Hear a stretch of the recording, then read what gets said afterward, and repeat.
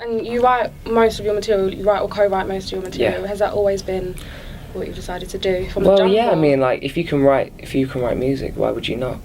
Very true. And the guitar. Birdie told me you taught yourself how to play the guitar. Yeah. Is that completely true? Birdie was right. Really? How do you know I did what do like keys were? 2 lessons once, but I really didn't like the teacher. Okay. It didn't go well, but I guess I did learn a little bit from those 2 lessons, because he showed me that there was more to just doing that, strumming openly, with not actually doing anything. But yeah, I just taught myself. I felt like that was kind of the best way to go about it, to be honest, because it's always exciting, isn't it? If you figure out a new chord and you're like, whoa, I just did that. Mm-hmm. So yeah. So at that point, how do you know which chord is which?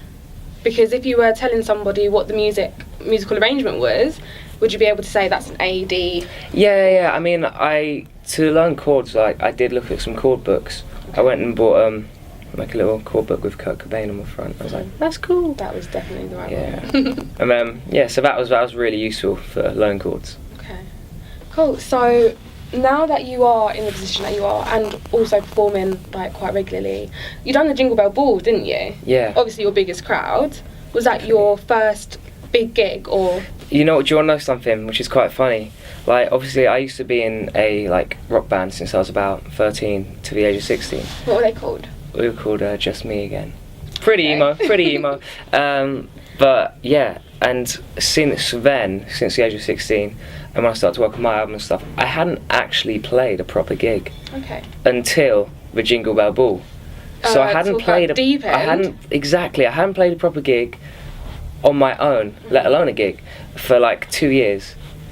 And then did the Jingle Bell Ball, and like that was the most nerve-wracking thing. Like, I tried to tell myself I was like mentally ready for it, but I don't think I was. I got there and I was like, whoa, I'm a bit in the deep end now, aren't I? But I loved it. It was so much fun. It was a sick gig. I heard you smashed it, so you didn't look Thanks. that nervous.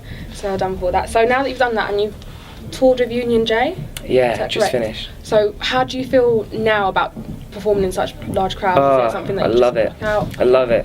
After like 2 days into the Union J tour, I was like, I want to just do this forever. Like, it's the best feeling. It's amazing. When did you decide that you wanted to become a musician? I think it was like when I was about 6. I bought my first 2 albums. I was always a fan of music. Bought your first 2 albums at 6? Yeah, they were. It was a band called Good Charlotte. It was their first album, and Nirvana's In Utero. They were pretty grungy and rocky, but like, yeah. And I was just like, I want to play guitar. I want to be a musician. And then like I was always like, sorry Eminem, but I was always like taping Eminem and stuff on radio. So I was always a big fan of like just music in general and just good songs. So then yeah, I just knew from then on like I really want to be a musician. Didn't know how, didn't know I wanted to be a singer or a solo artist or what, but I knew I wanted to do music.